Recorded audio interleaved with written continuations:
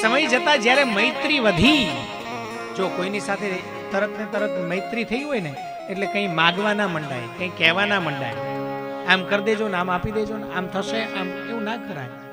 પહેલા એ મૈત્રીને મજબૂત કરાય અને પછી એના વિશ્વાસને કેળવાય અને પછી એના સ્વભાવને જણાય કે આપણી સોનાની પાણીમાં નહીં જાય ને, આપણને આ મદદ કરશે. અને જો એવો વિશ્વાસ તમારા મનમાં દ્રઢ થાય ને તો પછી વાત મુકાય, અને નહીતર પછી વાતને મુઠ્ઠીમાં વાળેલી રખાય. ચંચુલા અને જગદંબા સાથે બેઠા છે, માની સેવા કરે છે ચંચુલા પાર્વતીની. અને એ સેવા કરતા કરતા એને એવો ભાવ આવ્યો,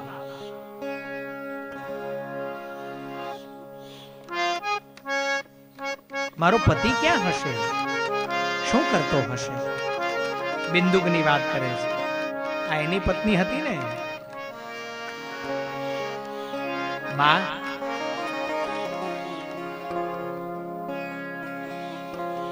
ગત જન્મની અંદર હું જેની અર્ધાંગિની હતી, મારું કર્તવ્ય છે કે એને પણ મુક્તિ મળવી જોઈએ.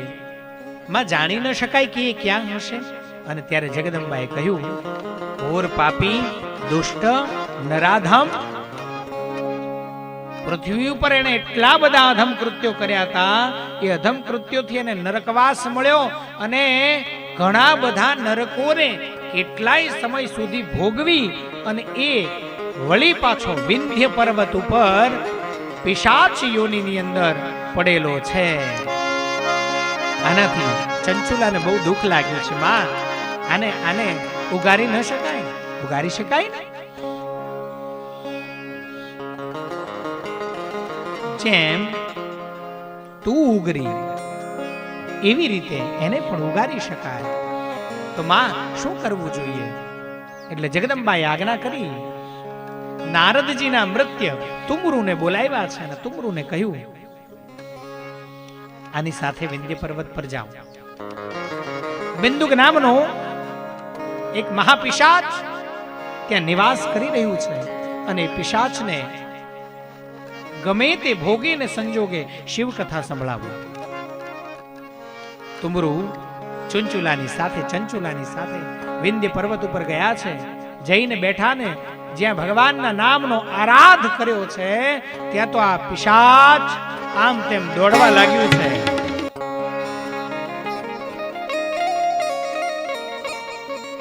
આ બાજુ પોતાના પિતાનું શ્રાદ્ધ અને આ બાજુ નરસિંહ મહેતા ઘીની તપેલી લઈ અને દુકાને ફરી રહ્યા છે.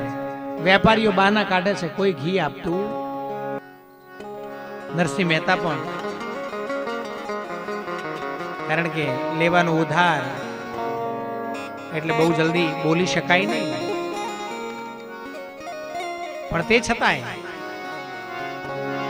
આજે મારા પિતાજીનો, હા બરાબર છે મહેતાજી, બેસો, થોડી વાર બેસો, કરીએ કંઈક કરીએ, એમ કરીને મહેતાજીને બેસાડ્યા. થઈ જશે બધું, ચિંતા ન કરશો. ભજન એકાદું સંભળાવો. મેં તે લીધી તપેલી હાથ જો, ધરણી ધરનું ધ્યાન. મહેતાજી વર્ણન કર્યું છે આખું નરસિંહ ચરિત્રમાં, તમે સાંભળો. જો ભગવાન એમના મળે નહીં, એની માટે શરમ છોડવી પડે.